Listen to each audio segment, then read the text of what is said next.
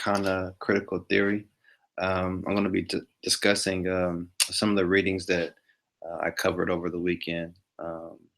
One was the book titled Africanity and the Black Family and the Psychology of Blacks.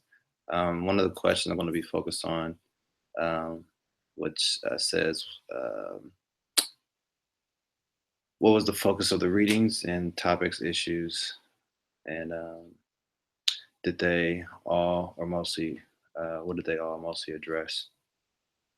The focus of the readings, or one of the readings from Africanity and the Black Family, discussed theoretical models from applied research by African American social scientists. These individuals studied African, Caribbean, and African American culture. In their studies, they focused on how the value system, lifestyles, racism, and oppression affected the dynamics of the Black families in the past and present time. Another key focus in the book discussed the struggles of African social scientists establishing a Afrocentric paradigm in dealing with African individuals uh, and African descended people.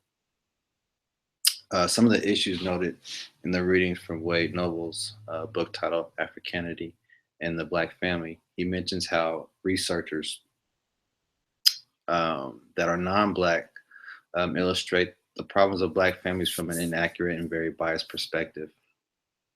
The Black family has been primarily a comparative analysis of Black family experiences and white family experiences, in which is in a in which is in which is an inappropriate comparative, considering that Black families have gone through a series of events such as the Black diaspora, MIAFA, PTSS, post-traumatic slave syndrome, racism, Jim Crow, etc.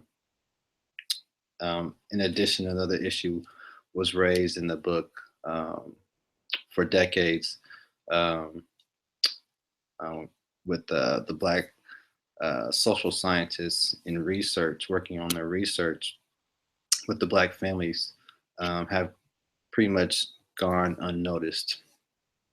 Um, Non-notable recognition of this important research is due to dominant culture that governs the ideas which dictate what is considered normal or inappropriate of the Black family life. Another question, what were key themes with specific examples of this week's reading? Um, in Noble's book, he goes on to discussing the push and pull effect. The push and pull effect led to Black individuals becoming more involved with the Black movement, resulting from dominant culture being hostile, negativistic, socially, politically, and economically with their racist ideology. The pull effect, which led to Black involvement, resulting from an attraction going back to Africa, connecting with their heritage and culture. These two effects were stemmed from the Back to Africa movement at the time, due to the nature of America pushing Black people away, while others were pulled trying to connect with their African roots. Another question was, what was your personal response to your main points, themes, issues, and what struck you and how and why?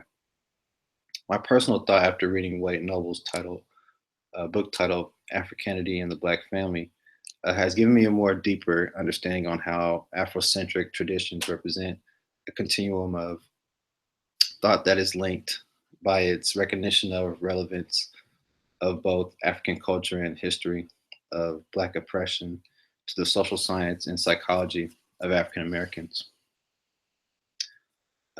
Next question, what new information or knowledge have you gained from reading, examples, and why is it new?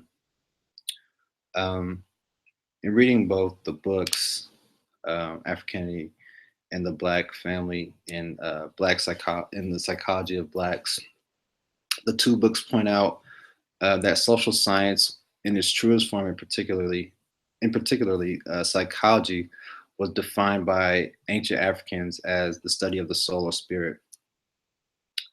Both these books kind of make the connection that ancient Egyptians or uh, Cometians understood that possessing ideas of thought which represent human capacity to have will or to invent or create ideas of command which represent human capacity to have intent and to produce that which one wills.